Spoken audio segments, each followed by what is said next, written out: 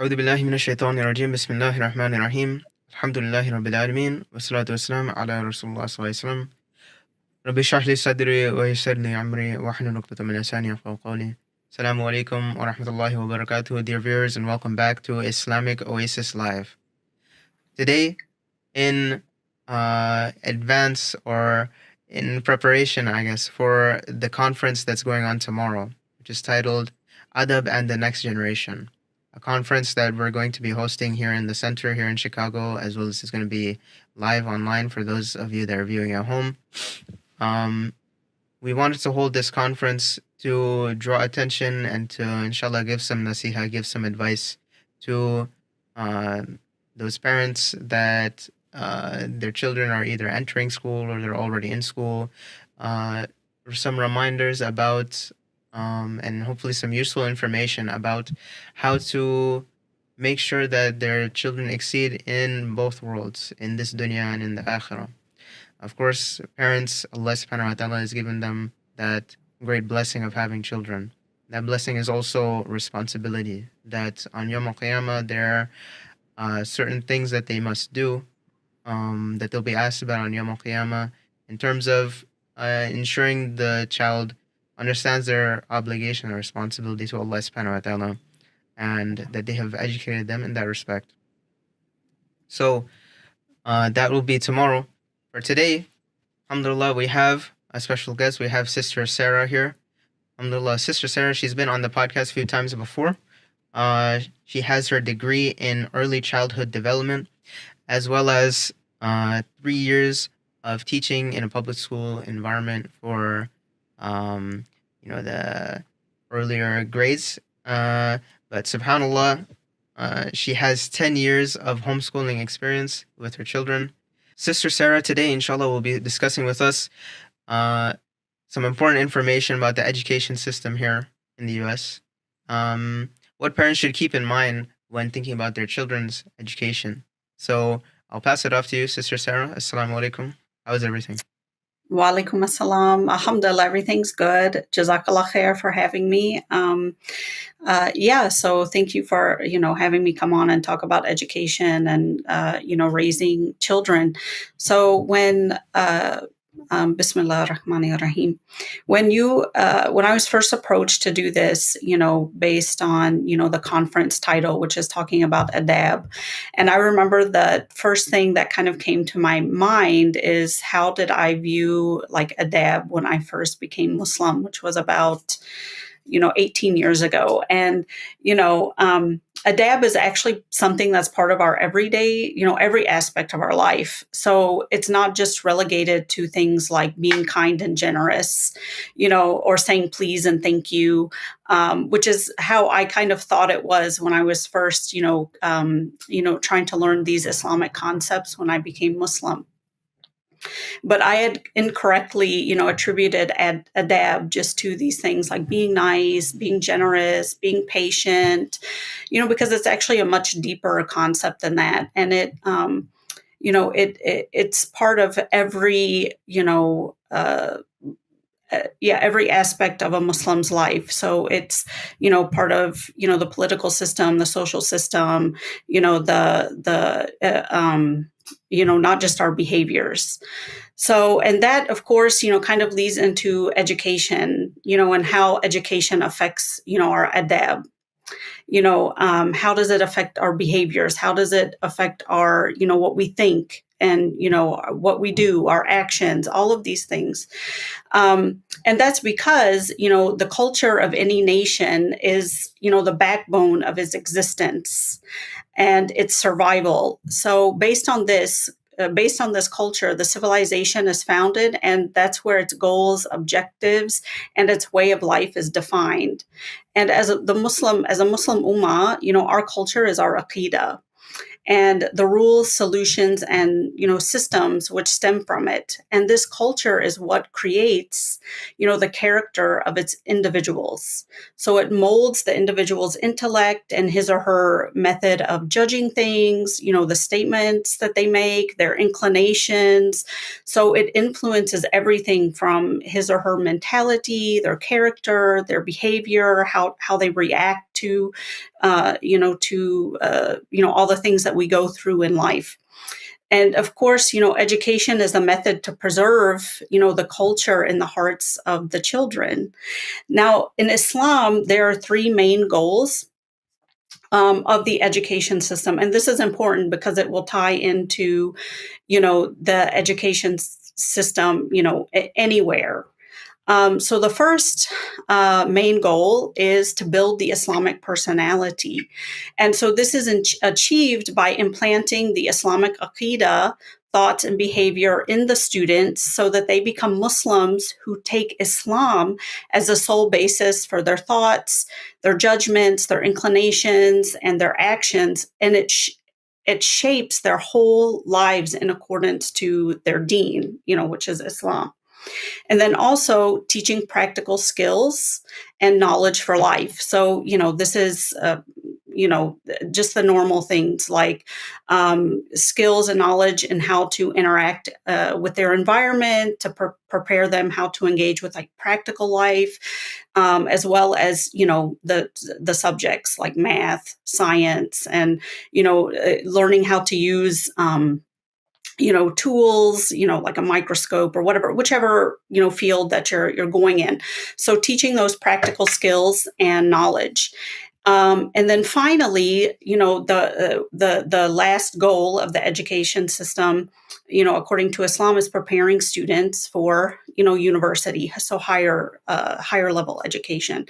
So, this is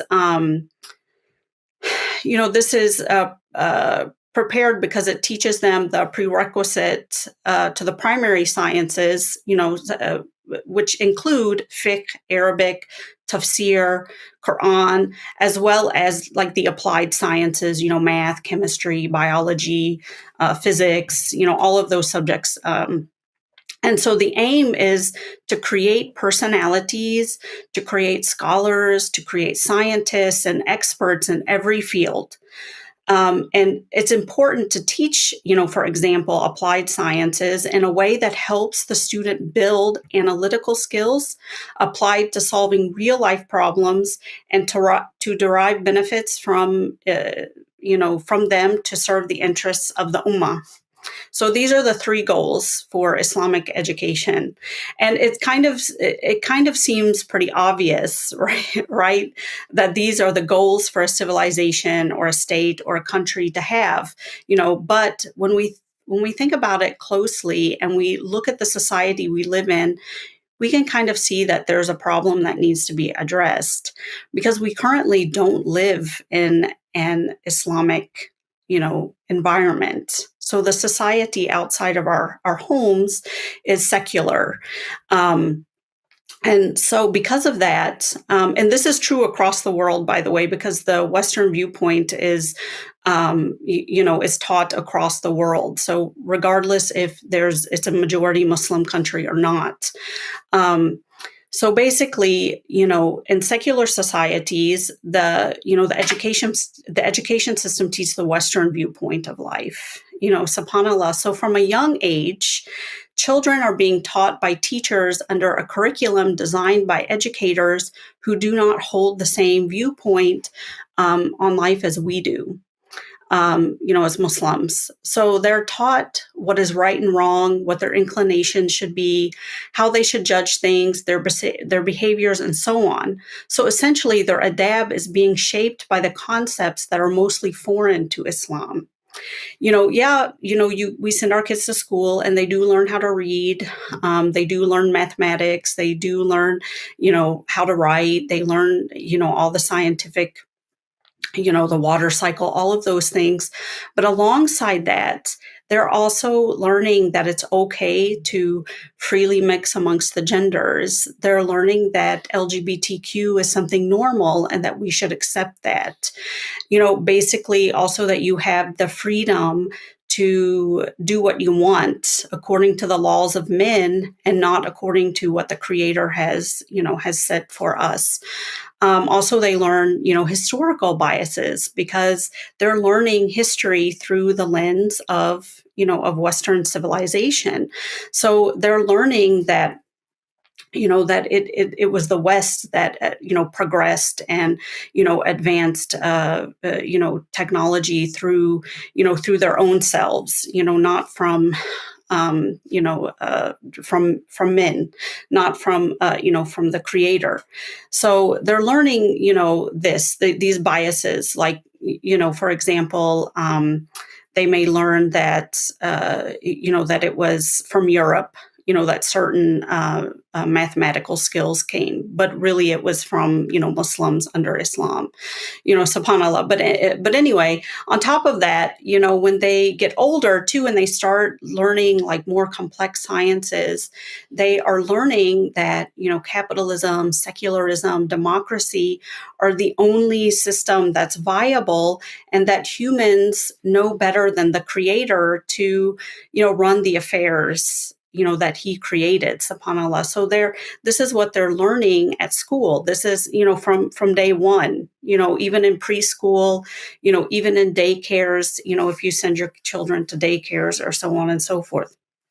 So this is the basis, the basis of our children's education, in this society. Mm. And this is true too, even if you homeschool, because the curriculums that you buy are the same curriculums that they use in school. So so unless you're very in tune to what is being said in these books and how you're presenting it to your children, then they will be just kind of picking up the same concepts. And then, of course, I think we all, kind of seen, especially over the last like 4 or 5 years, that children, also pick up other kind of unbecoming behaviors, from outside society, because it's kind of acceptable, like swearing. Like some non-Muslim parents don't have a problem with their children swearing. So, at school they may pick up, swearing and name calling and bullying type behavior, laziness, apathy, being selfish.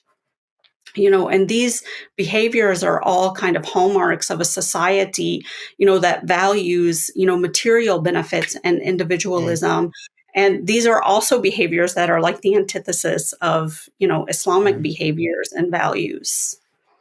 It's subhanallah. It's like you know, there's like a we're talking about school system, right? Right. Hmm. Um, but there's like kind of like I guess you could say there's a difference, or at least people feel like there's a difference between what goes on with the process of schooling and the process of education.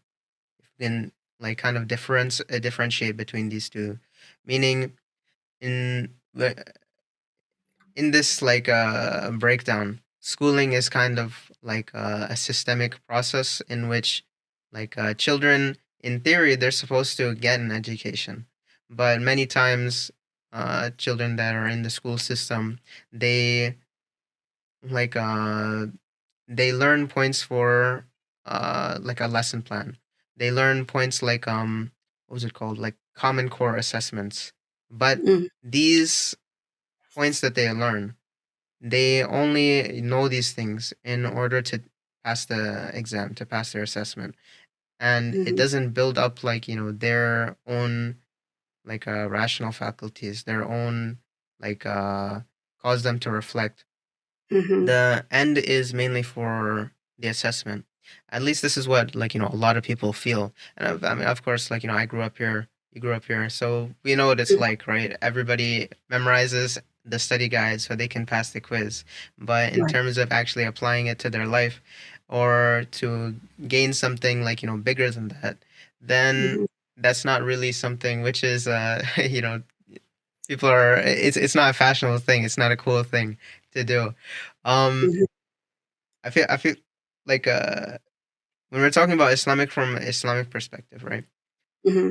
What's interesting to me, and it always like it's very fascinating, is that so many of the ulama, they broke down ilm and they defined it like as well as they could, because from Hmm. ilm, you need to act according to sound knowledge, right?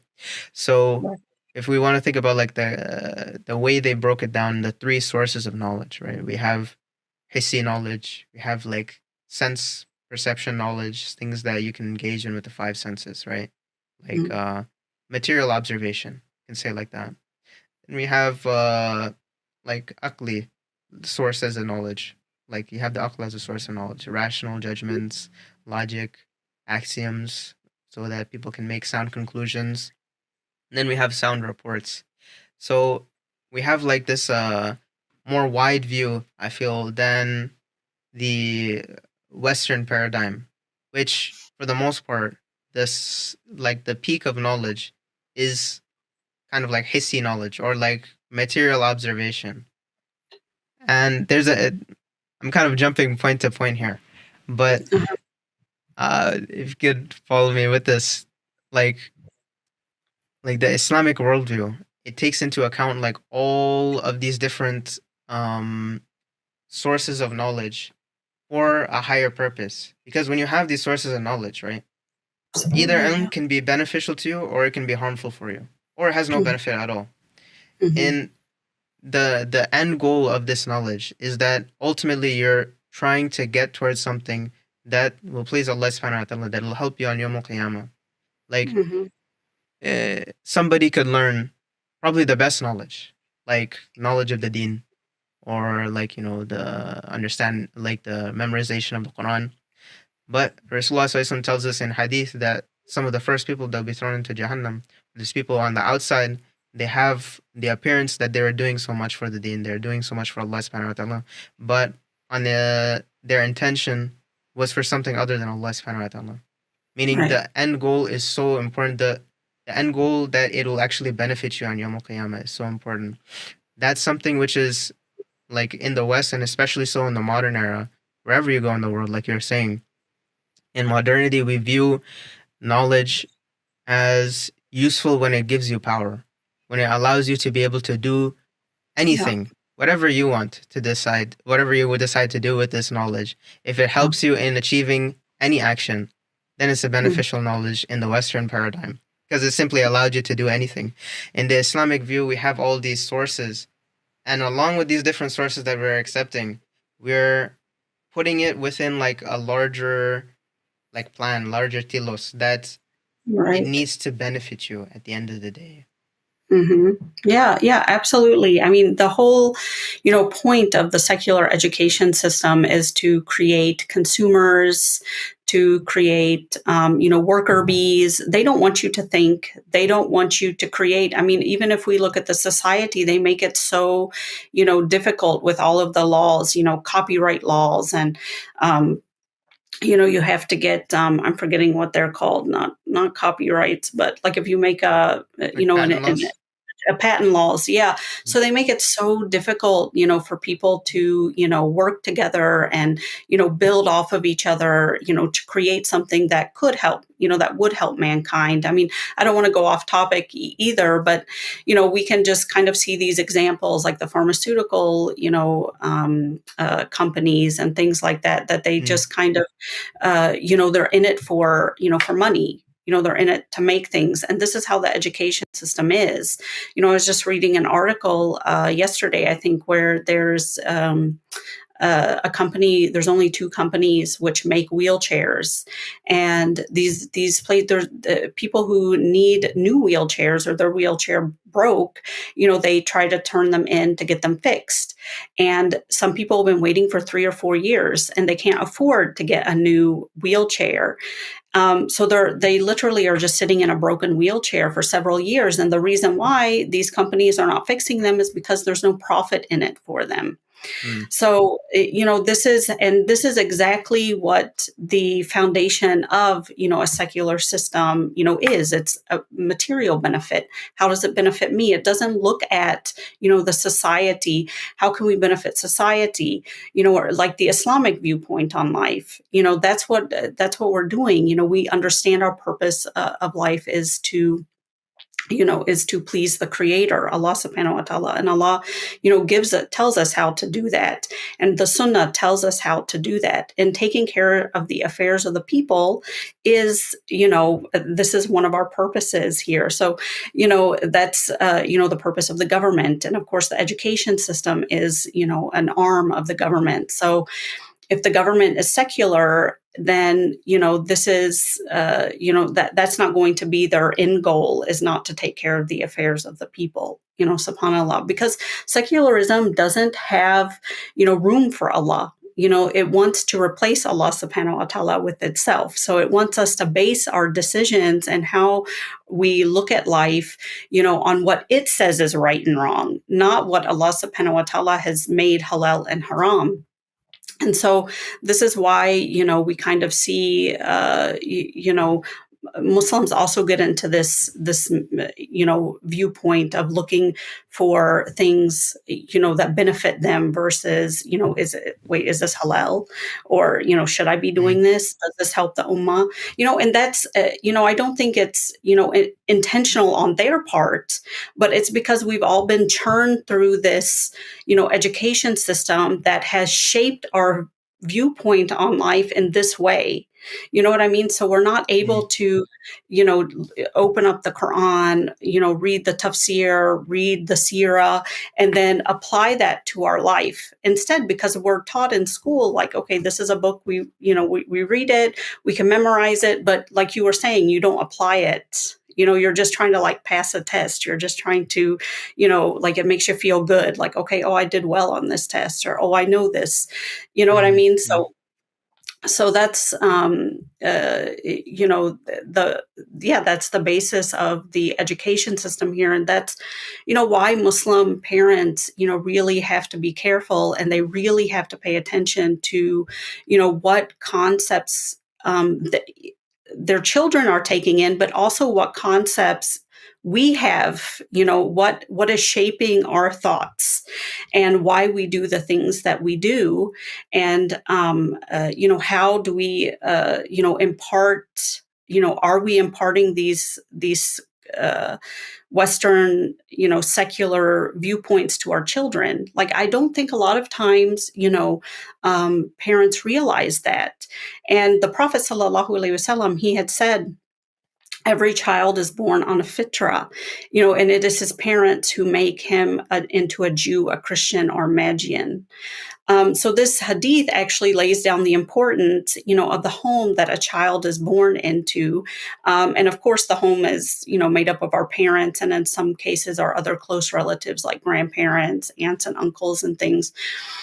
So this is something that everyone should pay close attention to. And this is whether you have children or not, at this point, because that's how the society we lived in has shaped us, and how it shapes us to raise our children.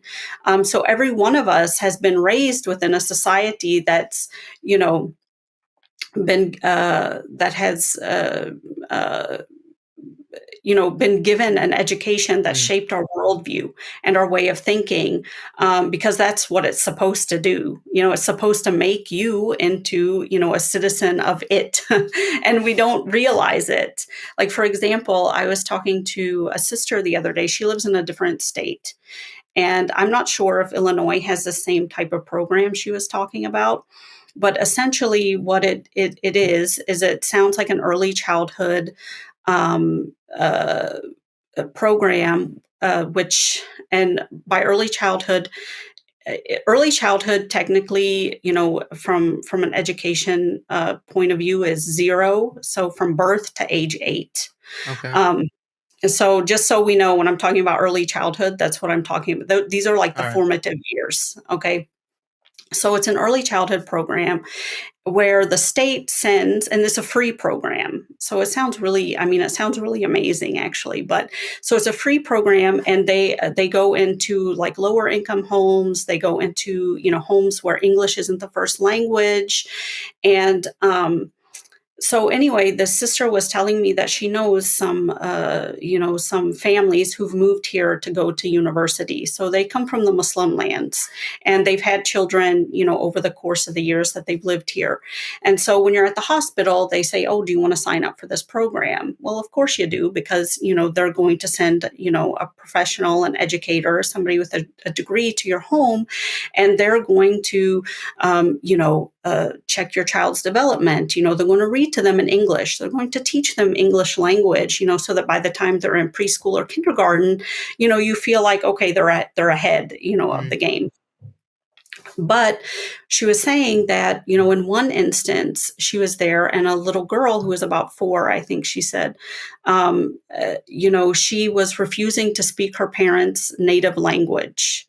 Like she wouldn't even talk to her parents if they were speaking in their native language. She would only speak in English and she would only talk to them if they spoke in English, Mm, subhanAllah. And then another household that, she went to, the little boy who was 3, he came up to her very excited and he had some new toys. And he said to her, do you know where we get all these blessings? And of course, she's thinking he's going to say Allah, but he said Santa. Santa brings us so many blessings. That's very like kind of shocking, to come from a little Muslim child. And then she's like, no, not Santa. Allah brings us blessings. And so she talked to the mom, and the mom was kind of like, well, she's like, why did you not correct him, when he said Santa brings us blessings? And she's like, well, I don't think he understands anything about Allah right now. And, it's fine. Like, this is what they're telling him, the stories that they're reading him, when they come for this program. And by the mm, way, they start this program at birth. So even infants, they're coming into your house, they're reading stories, to a baby. And, they understand, the state understands how important it is to get to your children as young as they can. And so through a program like this, they're able to come into your house. They bring gifts, they bring things like this, books, things, for your family. And the parents don't really realize what is going on. They don't think mm, it's that big of a deal because it's like, well, we can teach them about Allah later. And similarly, I've had parents, say to me like, oh, try not to tell, the children, they're memorizing Juz Amma. This is typically what we learn first when we're learning to memorize the Quran. Don't let them know what it means because it's too scary. The ayahs are too scary. But these same kids are watching like Marvel movies, you know. So yeah. subhanallah, Like the guy like snaps isn't his fingers, the whole universe like ends. yeah, exactly. Subhanallah. These movies are scary, but subhanallah. So they've been shaped, in this way to think this way that English language is more important, Yeah, than their native language. Yeah, mm. Yeah, no, I was, yeah, it's all these are like I guess in sociology they would call it like, factors of socialization, right? Like your hmm, parents, your environment. Now, like, we're living in a time where we have TV, movies, internet, all these things are going to form your opinion slowly but slowly. Like you it's like that phrase, you are what you eat, right? So you are right. what your, like, mind is eating every day, Mhm. then this is going to have, like, effect on your mind's health. It's going to affect you. Like Yeah, there was a statement I read, like, by some director. He made like children's movies and things like that, meaning when they would make these, the way he approached these things, he like made when he was making his movies, he was making his film, it was like an animated film about, you know mice fighting or something like this. It's like a story of good and evil. It's like a typical children's movie, right? But he was mhm, very deliberate in, like, making an underdog in this story that would stand up to the villain, for example.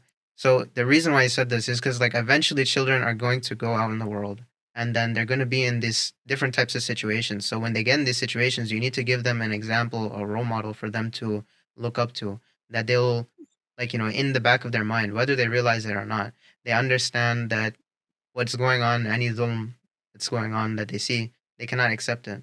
So that'll, like, give them the courage, the, like, the strong feeling to oppose it, to stand up for what's right. Even something as simple as, like, a cartoon movie, right? We wouldn't think that even the person is just like they're thinking this deeply. They're thinking about, like, the type of effect they wanted to have on the viewer, on the children. It's just for, like, maybe if we didn't think about it that way, we just say, oh, it's just a silly movie about mice, right? But right. I guess the point I'm trying to say is, these things have a big effect. And I would say even nowadays, like the people that are making children's movies, they don't even consider these things. It's all just for the end of flashy explosions and superheroes and things like this. Values are not really like at the forefront of these things that children are exposed to. And of course, the values, again, we have to think about what are these values that are even in these things. Are they compatible with like Islamic ethics or worldview?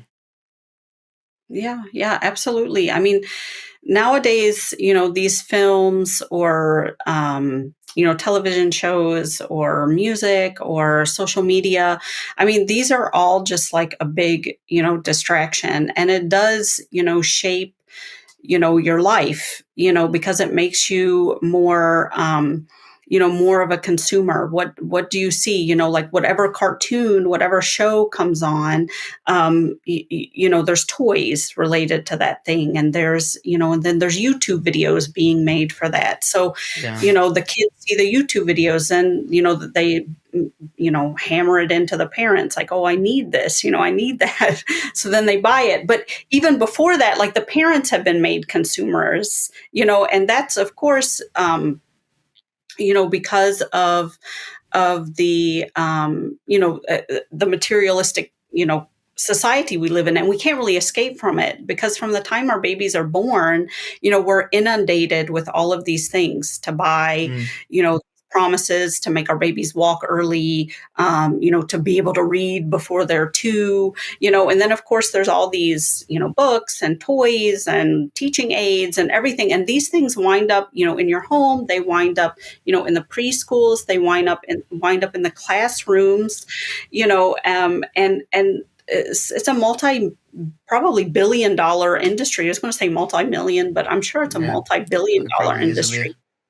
Yeah, Yeah, yeah, and this kind of starts running your life, because when you start looking at things, you're looking at, how much more, like, what can I get to help me? What can I get this to help my kids, do this and do that? It kind of takes away from, okay, our purpose, of education, is to build an Islamic personality and to view life through Islam, through having taqwa, that being aware of Allah, being aware that Allah subhanahu wa ta'ala has, created everything around us, and He is the one in control, you know. But it takes you mm, away from that. And then, it kind of snowballs from there, that we have such a high, number of people who have anxiety and depression, and and then other issues come about, like jealousy and envy, and so it just kind of creates, an atmosphere, where a very individualistic atmosphere, subhanallah. And this is like the antithesis of the Islamic, society. It's yeah, not an individualistic, society. So subhanallah, it's yeah. So I feel like, even though it looks like they're not being deliberate, these filmmakers and influencers, or whatever we want to call them, they are being deliberate, because they are still, kind of guiding you to be part of, to be a to consumer. So yeah, be a yeah, consumer, and to not don't think about Allah subhanahu wa ta'ala. Why do you want to think what Allah wants you to do? You should be doing what you want to do, what makes you feel good.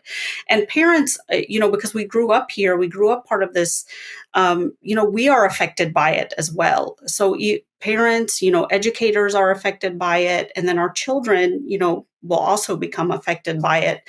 If we're not aware, and we don't put, effort into kind of trying to I don't want to say shield our children, because our children are part of the society, so they are going to come across these things, and they will be influenced. And I think um, you mentioned that when they do face these things, they have that understanding of, what do we need to turn off? What do we need to turn our face against? When do we need to stand up against something? When do we say the hawk? Where do we do that? mm, Subhanallah. So as it, parents, we have to be that model for them on this as well. yeah, subhanallah. So it's like I mean that's like the story you're telling is pretty concerning. Like, I mean, that's such a strange thing. I mean, even the public school system is relatively a modern introduction, which is, maybe 100 years old, maybe, like, in the way that it's functioning today. So, you know, there's the option, of course, of like homeschooling. Even with homeschooling, you know, parents, they have to be really involved to kind of craft the syllabus to how they, to how they want their children to be raised, right? But Mhm. let's say like many parents, unfortunately, they're not able to do that. Like, they have to send their kids to public school. So I think it's very critical that they understand that everything that they're going to be learning in the school, in terms of like, it's building up their whole worldview, and the beginning of that will be with what they think is sound knowledge. Sound knowledge in the Western paradigm is only a material source of knowledge, right? So everything is built around that. That's where you get secular ethics. That there's no like higher value of even like of religious values, of belief in God, in belief in revelation, and even like, less than that. There's no idea of like a good that people could reach even with rationale. It's all solely based on what will give you like basically good feeling that can be measured Mhm. in a material way. It's like good and evil is measured in that way. So everything that they learn in the school is from that perspective. When they're learning about what is actually, can you say with certainty about the world, it's only what you can study under a magnifying glass in scientific research, the way that we think about it today. What is something that is like how do we think about good and evil? It's that concept that I was just saying earlier. These things, they form like children are going to be exposed to this 8 hours every single day, and it's going to become more fleshed out every single year that they go in, because Mhm. that's the worldview that Americans believe in. Mhm. We don't believe in that worldview. So let's say a parent is like, they realize that these things are not correct, and Mhm. like they try to inundate their children and to teach them about this Islamic worldview. So like, what advice, I guess, would you give to the parent that they realize the problem, that there's something going on there, Mhm. but they don't have the means to go into like, homeschooling, maybe private schooling is option. What would you say to them? My advice would be to, I mean, first of all, as Muslims in general, we should, have a relationship with the Quran. We should have a relationship with the Sirah. We should have a relation. We should be reading the Tafsir. We should have this foundation and understanding, ourselves. So, and you can do this side by side. So, say you're somebody that never really looked at the Quran like that. So, but you want to start doing that, start doing it. But at the same time, when your kids are going to school, when they come home, and I know this gets very difficult as they get older, but you need to have that open, relationship with them.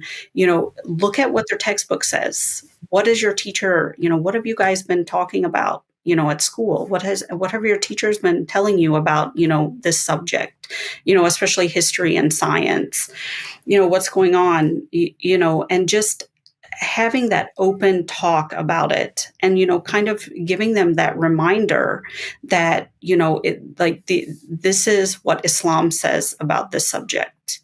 This is what you know that the creator is the one who created these things. It wasn't a big bang, it wasn't anything like that. And I think also too, for parents, we should be in the place where we're not shy about our Islam either, because I think sometimes, when we're too shy to say things or to bring things up, that our kids mimic that. Like, they sense that from us, like they see us doing that. So they think, oh, this is the way it should be. So I'm not going to say anything, like, if my teachers say something, incorrect about a historical event that happened, like especially in schools, they talk about the Ottoman Empire in like a negative light, so but we should know better than that. And we should, have an open discussion, even with our teachers, about that. Even as a parent, I should go to the school and say, why are you teaching it like this? This is actually, here's some suggested reading for you so that you can tell that, the Muslims were not barbarians who went and, slaughtered people, left and right, like it's portrayed. Muslims were Yeah. barbaric, Muslims were backward, Muslims. So I would say, kind of doing all of these, things at once. And I will say I understand it's very difficult, for parents, because our time is, it just looks like we have so much on our plate, and our days just kind of fade into each other. But inshallah, if you make it, part of your daily routine with your child, and you're, open to them, and you're open to having these discussions, and you're open to, even having these discussions with their teachers, whether their teacher is Muslim or non-Muslim, because, Muslims are also, affected by these things as well. Yeah. I, it's like, mashallah, those are definitely steps in the right direction. When it comes to like speaking with the schools, I feel like it might vary, like because in certain respects, the education system, it's like a snowball that was rolling down the hill. Now it's like it's too big, Hmm. it became like a giant boulder instead of just a tiny snowball. So even Hmm. the teachers, they might realize that this is like Eurocentric history that they're teaching. Hmm. Um, or like, even if it's getting away from Eurocentrism, then it's definitely uh, taught. In some places, it might be taught within the viewpoint of like a liberal or maybe leftist understanding of history and morality in that sense. But it's gone like out of their hands, meaning they're given material to work with, and their range of freedom is in how to teach it, but in the topics that are taught, they don't have the freedom to even teach it like that. Um, yeah, I kind of personally, I would think. Let me know what you like if you think this is actually effective. Personally, I feel like the more important thing for parents is to they have to make the home like I would figure they have to take make the home as much as they can like Hmm. an educational environment, rather like an actual educational environment rather than schooling environment, an educational environment Hmm. with like amal as well. For example, if Yeah. the parents go to the masjid, then they should bring their children to the masjid. If there's a talk Hmm. after the salah, then they need to stay for the talk, have their children like listen with it. It might be difficult when they might not grasp all of it when they're like 7, 8, 9, but Yeah. when they're like in that middle age before they're going into high school and stuff like that, this is a Hmm. time where they're more receptive. And subhanAllah, it's always surprising how much these kids are able to grasp at that age. If there's any like youth programs and things like that in Muslim community, they ought to put Hmm. them in this, so they are like in this environment where they have reminders or halaqat or they're around other Muslims, so that you're building that factors of socialization that are more in tune with Islam, rather than Hmm. they're only getting their factors of socialization whenever they're at school through extracurriculars and sports and stuff like that. All that stuff is fine, but they need to have that other environment, the Islamic environment that is building them up. Yeah, yeah, absolutely, absolutely. I mean, parents should, take their kids to Juma, during the summer breaks, if they're not homeschooled or at Islamic school, pray with them, take them to halakha, take them to talks. And, I think masjids are doing a better job at being more inclusive for young children. I know they used to kind of, try to push mothers with young kids away, but it seems like a lot of mosques are, opening up. Programs for young children, and that this Mm, is true, and this, we should be doing that as well. We have to make an effort to do that. And if we don't live in a place where there's these kind of programs, they have, there's Islamic programs online too. But you know I feel like the, no matter what we do, and we should do all of these things that we've been talking about, going to the mosque, Islamic programs, watching Islamic, halakat, attending them if we're in person, all of those things we should be doing. It's so important. But also, even in these places, the mosque, the Islamic schools, sometimes even the way they look at things or they view things is also in like a secular, viewpoint. And again, I don't think it's intentional most of the time. They don't realize it. But, there's still kind of this idea of like having programs like Cars and Quran, where Yeah. uh, you know what I mean? So this is a very like materialistic view of life, or even the whole focus is on getting to Harvard, getting to Yale, getting to Northwestern, making lots of money, and then you can give charity, and like this is our purpose in life. Like this is kind of the way the pipeline is. Mhm. So even as a parent, yes, we want our children, we want good for our children, we want them to, excel at, the secular or the sciences. We want them to do well in life, and they should put in their best effort to do those things. But at the same time, like our goal in this life isn't to get rich. Yeah. This is not, It's this isn't it. This is, if we do get rich, that's our risk. That is from Allah, but we still need to, to apply these things and do them for the sake of Allah. Remember that, that's our intention in doing these things. And I do kind of, subhanallah. So it's like the Islamic educational system, unlike the secular system, it doesn't produce people whose whole life revolves around, filling their stomach, and it doesn't teach them to, like benefit, like the whole kind of like, business, like you can stomp on the little man as long as it puts you on top. Like that's the kind of capitalist mentality. Like, hey, if it gets me to progress, I can, lie about that guy or do anything I can if it's going to elevate me within the company and I'm going to make more money. The Islamic, educational system doesn't produce people with that kind of thought process, because instead it helps the person or the student, the learner, to figure out, what their ultimate, purpose in life is, and that all the other subjects, kind of, fall in line with that, so that we don't,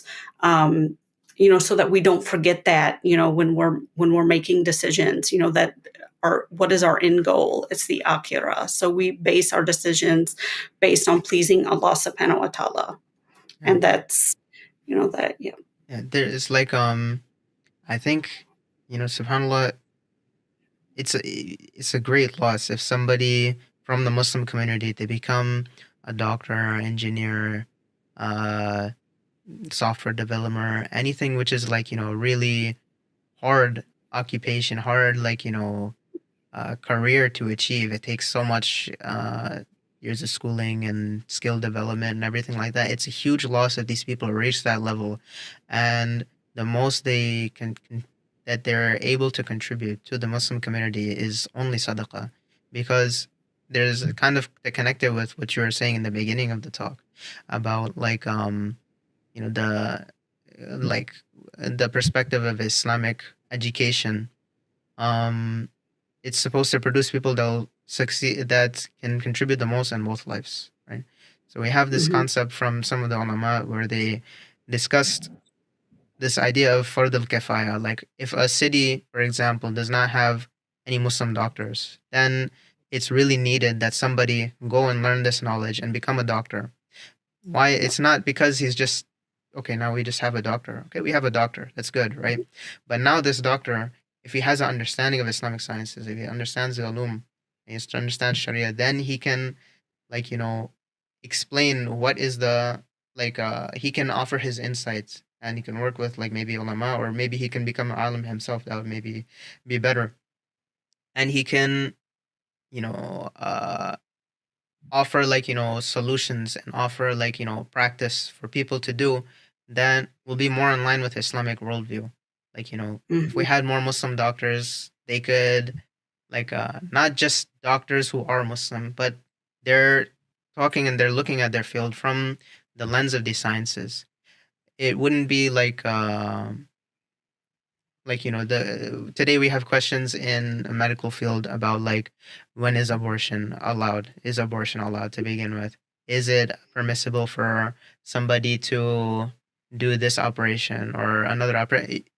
Yeah. I'm being like, these are just examples that I'm giving, but the point I'm Mhm. trying to say is like, this, like, professionalism and education, these are all valuable things, but it's valuable when you connect it with the Islamic worldview. It's, Mhm. I think, superficial way to think that the only way that people can contribute is just by giving sadaqat. That's good.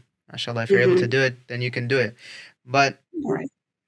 it's, each step should be to building up this, um to managing this world in the way Allah subhanahu wa ta'ala really wants us to. That's Mhm. outlined in like, principles of Sharia and things like this. Right.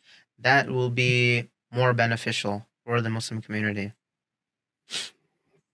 Yeah. I mean, yeah, absolutely. I agree, there. And um but I feel like, at this, at the point where we are now, that this Mm. becomes, more and more difficult to maintain as, Yeah, as the society that we're living in keeps kind of pushing people, farther away from Allah subhanahu wa ta'ala, and more so into looking at, how does this benefit me? How can I do this? How can I do that? And less to, to looking at, okay, what does the Sharia say? What does the Quran say? Like, we're going further and further from that, because like you gave the example of, like, okay, you have medical, doctors debating on about, when does life, abortion, and when should we be allowed to have an abortion in the United States, up to what month. Islam, we already have that answer, from the Quran and the Sunnah. We know that. But even you have, some Muslims who are just like, they're like, oh no, but, in this society isn't Islamic society, so they should be able to have yeah. an abortion whenever the lawmakers say, whenever the scientists That's say. another issue. And that, yeah, that is another issue, because subhanallah, Allah subhanahu wa ta'ala sent the Quran as a mercy to mankind, not a mercy to Muslims, not a way just for Muslims to live our life, but as a mercy for mankind. So every, you know, law, every way of life, all the ways of life, all the systems, that Allah has sent us and that the Prophet sallallahu alaihi wasallam implemented, and that were implemented for 1400 years, is a mercy for those who live under it. Subhanallah. So this should be, as Muslims, our end goal. This is how we should be, um, uh, um, like presenting Islam to people, is, hey, we have an alternate, system. We have an alternate political system, social system, economic system, education system. And within this system, whoever lives under it, it will take care of your affairs. Unfortunately, we don't do that. Instead, we just kind of go with the flow, and we just kind of just assimilate into, the popular, or the culture, the Western culture, instead of doing this. And this is actually, should be our end goal, because at this point, all Muslim parents, we want the best for our children. We want them to be strong Muslims. We want them to have faith in Allah subhanahu wa ta'ala. We want them to have a belief. But and we have, in the West, three choices. You can either send your kids to public school, private school, or you can keep them at home. But none of these choices will give us the result we want because the society that we live in is not based on Islam. It's based on secularism, and it will affect us no matter what we do. And the only way that we can get the result that we want is to establish the state of Islam, which implements, the Sharia of Allah subhanahu wa ta'ala. And, up until then, we are just trying to do the best that we can and make dua to Allah that Allah protects us and guides us and keeps us, on the straight path, and keeps our children and our grandchildren and our great grandchildren as well on the straight path. Uh, I mean, it's I think we're kind of seeing the I feel like we're seeing the budding of more people starting to question this epistemological like hegemony, like the Western worldview, if we can call it that, the materialist worldview, secular worldview. More and more Mm, people, I think, are starting to realize that there are many gaps in it, and it's not, kind of the golden model that it's proclaimed itself to be for decades. And so many people have bought into that. Now we're reaching kind of I think the beginnings of a turning point where more people are starting to notice this and are dissatisfied with it and are starting to see the internal contradictions that are there. mhm, Even like, as we're going through this like interesting period, it's important that like even when I'm saying for the like, my point about the professionals or anybody who's in any field to kind of give their Islamic perspective on it, it should not be just for the sake that, okay, now we have kind of a mode of operation and then we can like at least we know what to do, but this is just mhm, useful for us to fit into the current system that is there right now. mhm, I think it's really selling like what Islam has to offer very short.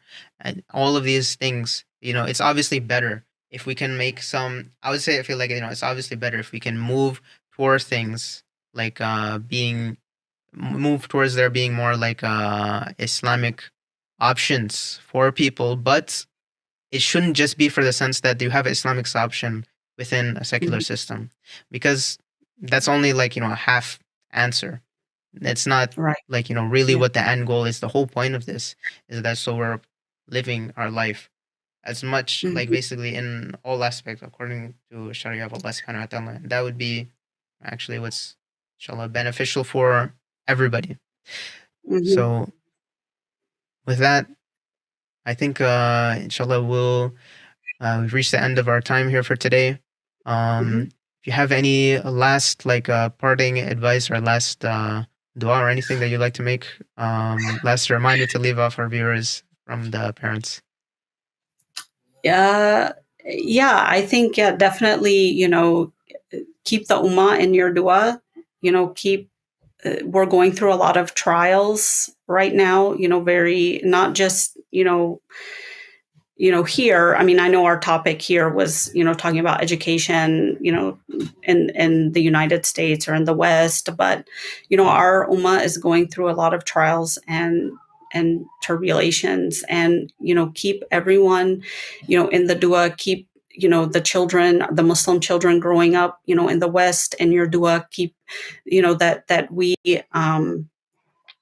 that we get reach that point, where we can, establish the deen of Allah subhanahu wa ta'ala, um, on this earth again, inshallah, because this is what we are supposed to be doing. And Allah subhanahu wa ta'ala, like, I mean, you just mentioned, how like people are starting to question the system, like even non-Muslims are questioning, like, there's too many holes, there's too many things going wrong here.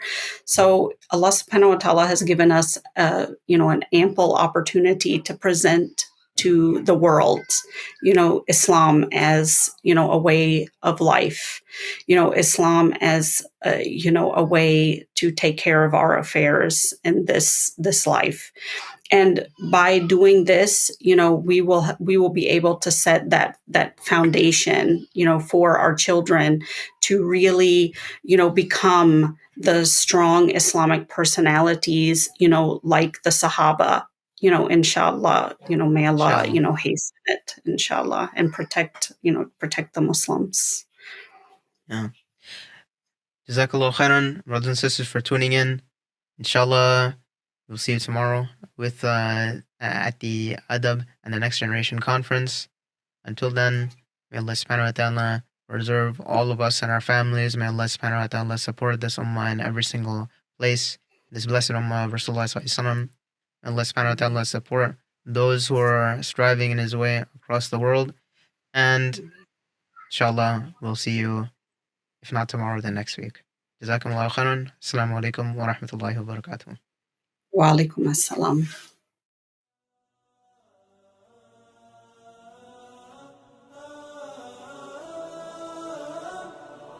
لا لن يطول الظلام ديننا لن يضام نحن جيل الهمام نحن فينا عمر لا لا لا لن يطول الظلام ديننا لن يضام نحن جيل الهمام نحن فينا عمر صبح بدا نور ظهر نجم وشمس وقمر ألقى على الدنيا الدرر هذا عمر هذا عمر كل البرايا تنتظر أيامه البيض الغرر كي تستفيد من العبر هذا عمر هذا عمر لا لن تدوم الجراح بل سيأتي الصباح نحن أهل الكفاح نحن فينا عمر لا لا